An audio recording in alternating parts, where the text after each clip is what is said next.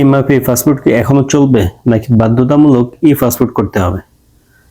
MRP passport দিয়ে এখন কি আমি ইকামা রিনিউ করা, দেশে আসা যাওয়া করা অথবা নতুন ভিসা দিয়ে বিদেশে যেতে পারবো কিনা, এই বিষয়গুলো আপনাদেরকে একটু বলে দিব। কারণ কি, এখন আমরা পাসপোর্ট করতে গেলে আমাদেরকে বলা হচ্ছে ই পাসপোর্ট করার জন্য।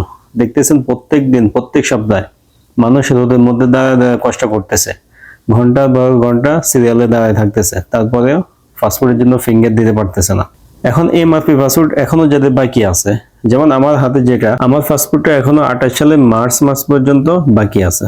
ওই পর্যন্ত আমি চাইলে ইকামা রিনিউ করতে পারবো, দেশে যতবার ইচ্ছা আসা যাওয়া করতে পারবো, অথবা আমি এখন এক্সিটে গিয়ে নতুন ভিসা দিয়ে আসতেও পারবো, কোনো সমস্যা হবে না।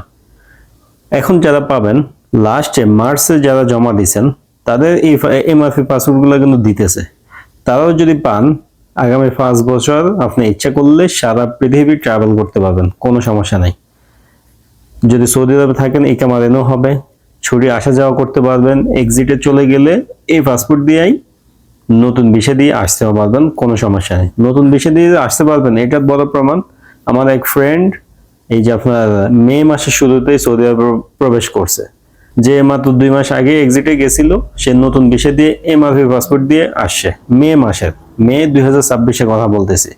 তো এরপরেও যারা এই ধরনের সিচুয়েশনে পড়বেন, আপনারাও নিশ্চিন্তে ভিসা প্রসেসিং ইকামা করা, দেশে আসা যাওয়া কোনো সমস্যা হবে না, করতে পারবেন। এই পাসপোর্টটা এখনো পর্যন্ত অফিসিয়ালি পৃথিবীর 142 দেশে চালু হয়ে গেছে, আমাদের দেশেও কিন্তু চালু হয়েছে। এখন পৃথিবীতে আরো অনেক দেশ বাকি আছে, জাতিসংঘের হিসাবে প্রায় 199 থেকে 200 দেশ আছে। বাকি সব দেশে পরিপূর্ণ এমআরপি চলতেছে, এই পাসপোর্ট শুধুমাত্র 142টা দেশে।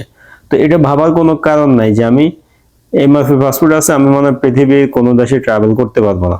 আপনি যদি ইউরোপ আমেরিকার কোনো দেশে ভিসা লেগে যায়, ভিসা পান, আপনি এলিজিবল হন, আপনি এমআরপি পাসপোর্ট দিয়ে যেতে পারবেন। তবে এই পাসপোর্ট হইলে অবশ্যই বাড়তি সুবিধা আছে ইমিগ্রেশনে। এই পাসপোর্টের বাড়তি 5টা সুবিধা নিয়ে আলাদা ভিডিও আছে, চোখে পড়লে ওইটাও দেখতে পারেন। সব থেকে বড় সুবিধা নিরাপত্তার সুবিধা, তথ্য অ্যাকুরেট হওয়ার সুবিধা। এই পাসপোর্টে কোনো ধরনের জালিয়াতি করার সুযোগ নেই। যেমন এমআরপিতে কল্লা কাটা পাসপোর্ট তৈরি করা সম্ভব, এই পাসপোর্টে এটা সম্ভব না। এবং কি ইমিগ্রেশন ক্লিয়ারেন্সটা খুব সহজে হয়। যেমন পৃথিবীর অনেক এয়ারপোর্টেই ই গেট আছে, অর্থাৎ এই পাসপোর্ট ব্যবহার করে ইমিগ্রেশন ক্লিয়ারেন্স করার ই গেট আছে, যেখানে পাসপোর্টে এভাবে রাখবেন, ইমিগ্রেশন ক্লিয়ারেন্স হয়ে গেছে, আপনি চলে যাবেন।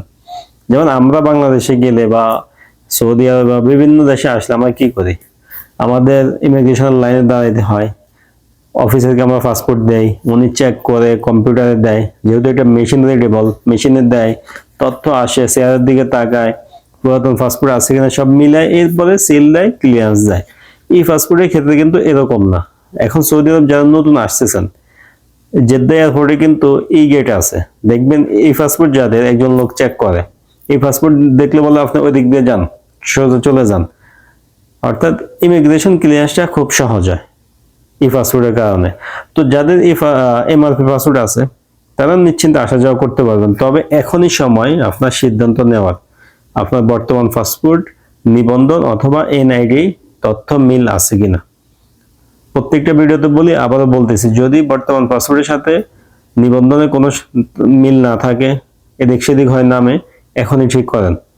সম্ভব হলে এনআইডি ঠিক করেন, বর্তমান পাসপোর্টের মতো করে নেন, করে আপনি নিশ্চিন্তে থাকেন। যখন আপনার পাসপোর্টের মেয়াদ 6 মাস 7 মাস থাকবে, তখন আপনি এই পাসপোর্টের জন্য অ্যাপ্লাই করবেন, ফিঙ্গার দিবেন, এমআরপি পাসপোর্টের সময় থাকতে থাকতে এই পাসপোর্টটা হাতে পেয়ে যাবেন। নিশ্চিন্তে নিরাপদে আপনার আসা যাওয়া বা সবকিছু করতে পারবেন।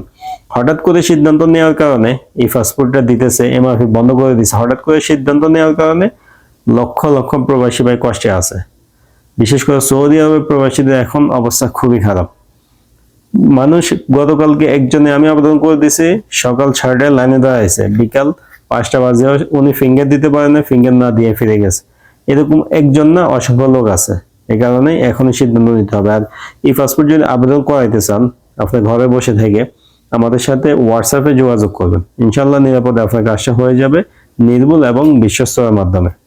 তো আশা করতেছি বুঝতে পারছেন এমআরপি পাসপোর্ট কি চলবে নাকি বন্ধ হয়ে যাবে। ভিডিওটা শেয়ার করবেন, কারণ কি এটা একটা কমন প্রশ্ন, সবাই এই ধরনের প্রশ্ন উত্তর খোঁজে।